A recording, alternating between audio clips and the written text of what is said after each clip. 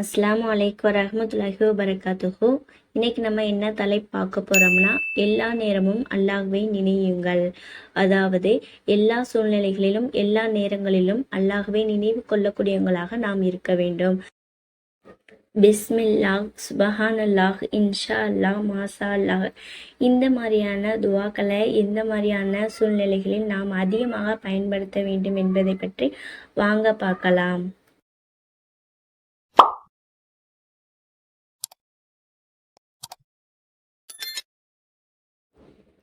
எல்லா நேரமும் அல்லாஹ்வை நினையுங்கள். 1வது, எதை செய்ய ஆரம்பிக்கும் பொழுது பிஸ்மில்லாஹ் என சொல்ல வேண்டும். அதனுடைய பொருள் அல்லாஹ்வின் திருப்பெயரால்.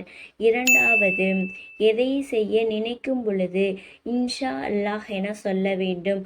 அதனுடைய பொருள் அல்லாஹ் நாடினால். 3வது, எதுவும் புகழப்படும் பொழுது சுபஹான் அல்லாஹ் என சொல்ல வேண்டும். அதனுடைய பொருள் அல்லாஹ் தூயவன். 4வது, துன்பத்தில் உழலும்போது யா அல்லாஹ் என சொல்ல வேண்டும். அதனுடைய பொருள் அல்லாஹ்வே. 5வது, எதையும் பாராட்டும் பொழுது மாஷா அல்லாஹ் என சொல்ல வேண்டும். அதனுடைய பொருள் எல்லாம் அல்லாஹ்வின் நாட்டமே. 6வது, யாருக்கும் நன்றி கூறும் பொழுது ஜஸாக் அல்லாஹ் என சொல்ல வேண்டும். அதனுடைய பொருள் அல்லாஹ் நற்கூலி கொடுப்பானாக.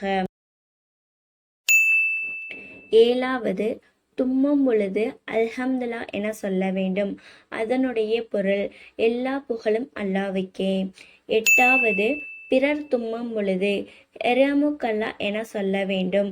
அதனுடைய பொருள் அல்லாஹ் அருள் புரிவானாக.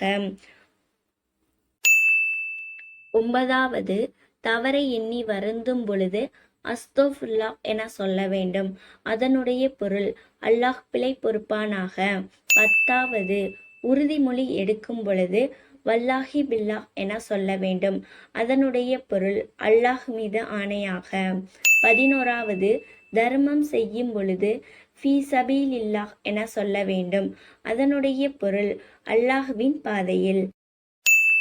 12வது, யார் மீது அன்பு பாராட்டும் பொழுது லீ ஹுப்பில்லாஹ் என சொல்ல வேண்டும். அதனுடைய பொருள் அல்லாஹ்வின் அன்பிற்காக. 13வது, யாரிடமிருந்து விடை பெறும் பொழுது ஃபி அமானில்லாஹ் என சொல்ல வேண்டும். அதனுடைய பொருள் அல்லாஹ்வின் அடைக்கலத்தில். 14வது, பிரச்சினைகள் எழும் பொழுது தவக்கல்து அலல்லாஹ் என சொல்ல வேண்டும். அதனுடைய பொருள் அல்லாஹ்வின் மீது நம்பிக்கை வைத்தேன். 15வது, விரும்பியவை நடக்கும் பொழுது ஃபதபாரக்கல்லாஹ் என சொல்ல வேண்டும். அதனுடைய பொருள் அல்லாஹ் உயர்வானவன். 16வது, விரும்பாதவை நடக்கும் பொழுது நவுது பில்லாஹ் என சொல்ல வேண்டும். அதனுடைய பொருள் அல்லாஹ்விடம் காவல் தேடுகிறேன். 17வது, பிரார்த்தனையில் பங்கு கொள்ளும் பொழுது ஆமீன் சொல்ல வேண்டும். அதனுடைய பொருள் அல்லாஹ் ஏற்றுக்கொள்வானாக. 18வது, திடுக்கிடி செய்தி கேள்வி உறும் பொழுது இன்னா லில்லாஹி வ இன்னா இலைஹி ராஜிவூன் என சொல்ல வேண்டும்.